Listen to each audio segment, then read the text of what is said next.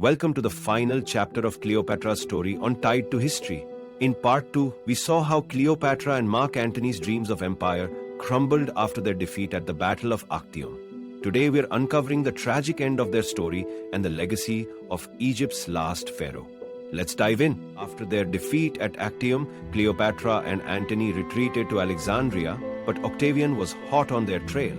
By 30 BCE, his forces had reached Egypt. Knowing they couldn't win, Cleopatra and Antony made a desperate plan to negotiate with Octavian. But things didn't go as planned. Here's where things get really dramatic. Antony heard a rumor that Cleopatra had died. Heartbroken and believing all was lost, he fell on his sword.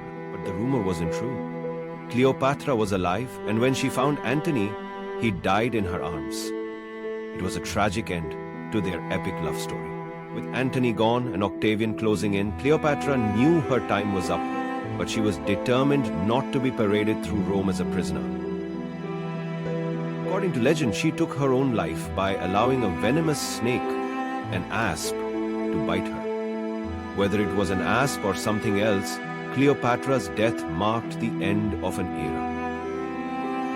Octavian was victorious, but Cleopatra's death left a lasting impression.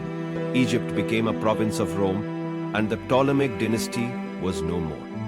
But Cleopatra's legacy lived on. She was remembered not just as a tragic figure, but as a brilliant ruler who fought to protect her kingdom until the very end. Cleopatra's story has fascinated people for centuries. From Shakespeare to Hollywood, her life has been retold in countless ways. But beyond the myths and legends, she was a trailblazer, a woman who ruled in a man's world, outsmarted her enemies, and left an indelible mark on history.